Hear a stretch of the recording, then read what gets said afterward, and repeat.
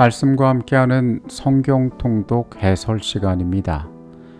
바울은 복음을 전하는 과정에서 여러 지역의 교회들을 세웠습니다. 그는 교회를 세운 것에 그친 것이 아니라 그곳을 지속적으로 방문하고 연락하며 교회의 영적인 형편들을 돌보았습니다. 우리가 그의 서신들을 읽어보면은 이 교회들을 향한 그의 사랑이 얼마나 특별했는지를 볼 수 있게 됩니다. 오늘부터 우리는 에베소서의 말씀을 시작합니다. 에베소 교회를 향한 그의 마음이 어떻게 뜨거웠고 어떠한 교훈들을 전해주었는지를 살펴보도록 하겠습니다. 내일 우리가 읽을 성경 본문은 에베소서 1장에서 3장까지의 말씀입니다. 에베소서의 수신자는 에베소 교회와 아시아 지역의 여러 교회들입니다. 이 도시는 당시 소아시아의 주요 도시였는데 로마의 아시아 속주의 수도였습니다. 사도행전에서 보았듯이 이 도시에는 유명한 것이 있었는데 그것은 아데미의 신전이었습니다. 항구 도시였던 에베소는 상업의 중심지임과 동시에 많은 세속적인 물결이 흘러 들어오는 곳이었습니다. 바울은 이곳에서 3차 선교여행 기간 중에 3년 동안 사역하며 교회를 굳게 세웠습니다. 이 편지가 쓰여진 시기는 그가 로마에서 투옥된 기간인 AD 60에서 62년 사이로 추정됩니다. 이 편지는 바울이 옥중에서 보낸 편지였던 것입니다. 바울에게는 4권의 옥중 편지가 있습니다. 에베소서, 빌립보서, 골로새서, 빌레몬서가 그가 옥중에서 기록하여 인편으로 교회들에 보낸 편지입니다. 그가 편지를 보낼 때에 에베소 교회의 상황은 이러했습니다. 이미 바울의 가르침을 통하여 굳건하게 교회는 세워졌지만 유대인 신자와 이방인 신자 사이에 잠재적인 갈등이 여전히 존재했습니다. 성도들은 영적인 생활에서 더 깊은 성숙이 필요하기도 했습니다. 이제 에베소 1장의 말씀으로 가보도록 하겠습니다. 찬송하리로다 하나님 곧 우리 주 예수 그리스도의 아버지께서 그리스도 안에서 하늘에 속한 모든 신령한 복을 우리에게 주시되 곧 창세전에 그리스도 안에서 우리를 택하사 우리로 사랑 안에서 그 앞에 거룩하고 흠이 없게 하시려고 그 기쁘신 뜻대로 우리를 예정하사 예수 그리스도로 말미암아 자기의 아들들이 되게 하셨으니 이는 그가 사랑하시는 자 안에서 우리에게 거저 주시는 바 그의 은혜의 영광을 찬송하게 하려는 것이라. 우리는 그리스도 안에서 그의 은혜의 풍성함을 따라 그의 피로 말미암아 속량 곧 죄사함을 받았느니라. 하나님 아버지께서는 창세전에 인류를 구원할 계획을 세우셨습니다. 그리스도 안에서 거룩하고 흠이 없게 하셨고 그분을 통하여 하나님의 아들로서 입양되도록 예정하셨습니다. 그리스도께서는 피로 구속하심으로 죄를 용서하셨고 이것은 하나님을 믿는 모든 자들에게 은혜가 넘치게 된 일이었습니다. 하나님께서는 이 모든 것이 그리스도 안에서 성취되는 구속의 경륜을 계획하셨던 것입니다. 성도들은 진리의 말씀 곧 구원의 복음을 듣고 믿어 약속의 성령으로 인치심을 받았습니다.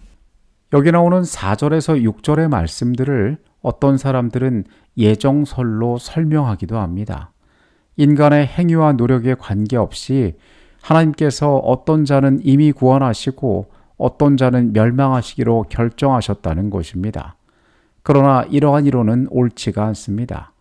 여기에서 언급하고 있는 것은 인간의 행위와 무관한 하나님의 주권적인 은혜를 강조하는 것입니다. 성령의 인치심은 재림 때까지 성도들이 구원을 보장받고 하나님의 소유가 되었음을 나타내는 표이며 성화를 통하여 우리의 삶에 그것이 나타난다라고 이야기합니다. 예정하셨다는 것은 인간의 구원을 위한 하나님의 계획을 말하는 것이며 우리는 그것을 오해하여서 이해해서는 안 될 것입니다. 내가 기도할 때에 기억하여 너희로 말미암아 감사하기를 그치지 아니하고 우리 주 예수 그리스도의 하나님 영광의 아버지께서 지혜와 계시의 영을 너희에게 주사 하나님을 알게 하시고 너희 마음의 눈을 밝히사 그의 부르심의 소망이 무엇이며 성도 안에서 그 기업의 영광의 풍성함이 무엇이며 그의 힘의 위력으로 역사하심을 따라 믿는 우리에게 베푸신 능력의 지극히 크심이 어떠한 것을 너희로 알게 하시기를 구하노라. 바울은 에베소 교인들을 위하여 기도합니다. 이 기도의 핵심은 그들이 지혜와 계시의 영을 받아 하나님을 더 깊이 알고 부르심의 소망과 성도 안에서 그의 기업의 풍성함을 깨닫게 해달라는 것입니다. 바울은 그리스도의 능력이 모든 성도들에게 역사하고 있음을 강조합니다. 그리스도는 교회의 머리이시며 교회는 그리스도의 몸으로서 만물 아래서 만물을 충만하게 하시는 이의 충만함이라고 선언합니다. 2장의 말씀으로 갑니다. 너희는 그 은혜에 의하여 믿음으로 말미암아 구원을 받았으니 이것은 너희에게서 난 것이 아니요 하나님의 선물이라. 행위에서 난 것이 아니니 이는 누구든지 자랑하지 못하게 함이라. 우리는 그가 만드신 바라 그리스도 예수 안에서 선한 일을 위하여 지으심을 받은 자니 이 일은 하나님이 전에 예비하사 우리로 그 가운데서 행하게 하려 하심이라. 성도들은 과거에 허물과 죄로 죽었던 자였음을 그들의 상태가 절망적이었음을 상기시킵니다. 그러나 긍휼이 풍성하신 하나님이 우리를 살리셨고 우리가 허물로 죽었을 때 그리스도와 함께 살리셔서 은혜로 구원받게 하셨음을 이야기합니다. 바울은 다시 한번 우리가 얻은 구원이 우리에게서 난 것이 아니며 하나님의 선물임을 선포하고 있습니다. 구원받은 성도들은 선한 일을 위하여 지으심을 받은 새로운 피조물이며 이는 하나님께서 우리를 위하여 예비하신 것이었습니다. 그러므로 생각하라. 너희는 그때의 육체로는 이방인이요 손으로 육체를 행한 할례를 받은 무리라 칭하는 자들로부터 할례를 받지 않은 무리라 칭함을 들은 자들이라. 그때 너희는 그리스도밖에 없었고 이스라엘 나라밖에 사람이라 약속의 언약들에 대하여는 외인이요 세상에서 소망이 없고 하나님도 없는 자이더니 이제는 전에 멀리 있던 너희가 그리스도 예수 안에서 그리스도의 피로 가까워졌느니라. 바울은 이방인들의 과거에 대하여 이야기합니다. 그들은 그리스도 밖에 있었으며 이스라엘 나라 시민도 아니었고 약속의 언약들에 대하여 외인이고 결국 소망 없는 존재였음을 상기시킵니다. 그러나 이제 그리스도로 말미암아 막힌 담을 그분께서 허무셨고 유대인과 이방인을 하나로 만드셨음을 강조합니다. 그리스도는 우리의 화평이 되시며 십자가를 통하여 양쪽을 화목하게 하셨습니다. 바울이 말하는 이 가치는 오늘날 우리에게도 매우 중요한 것들입니다.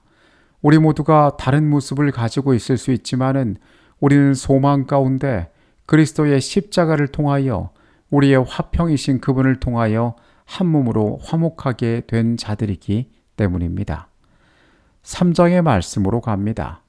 모든 성도 중에 지극히 작은 자보다 더 작은 나에게 이 은혜를 주신 것은 측량할 수 없는 그리스도의 풍성함을 이방인에게 전하게 하시고 영원부터 만물을 창조하신 하나님 속에 감추어졌던 비밀의 경륜이 어떠한 것을 드러내게 하려 하심이라.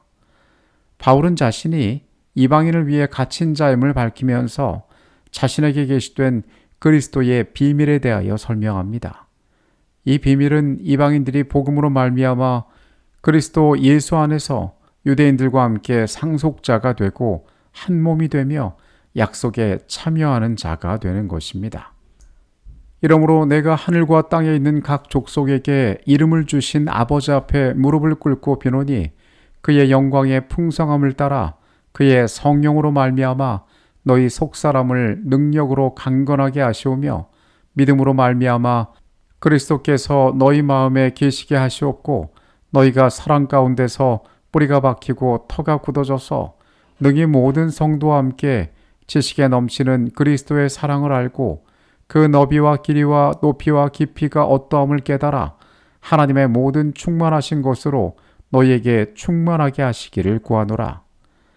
바울은 하늘과 땅에 있는 각 족속에게 이름을 주신 아버지께 무릎을 꿇고 기도합니다.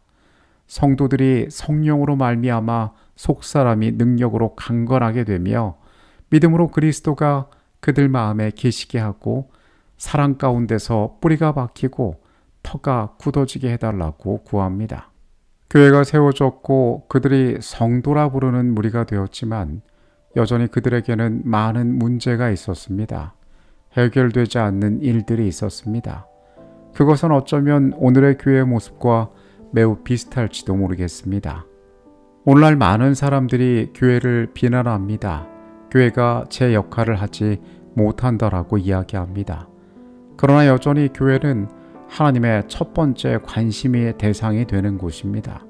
이곳을 통하여 거룩하신 하나님의 임재가 머물고 우리는 이곳을 통하여 새로움을 공급받을 수 있습니다. 우리의 믿음의 공동체가 문제가 있고 부족하지만 나날이 그리스도의 임재 가운데 새로워지는 경험이 있게 되기를 간절히 바라겠습니다. 모두가 평안한 밤 보내시기를 바랍니다. 내일 다시 찾아오겠습니다. 기도하시겠습니다. 주님, 우리를 사랑하시기에 우리로 발견하게 하시고 우리로 새로워지게 하여 주시옵소서. 오늘 우리가 주께서 피로 사신 영혼이며 교회 역시 그러한 자들의 모인 공동체임을 우리가 오늘 깨닫습니다. 우리를 새롭게 하시려는 주의 간절함을 언제나 기억하게 하여 주시옵소서. 예수 그리스도 이름으로 기도합니다. 아멘.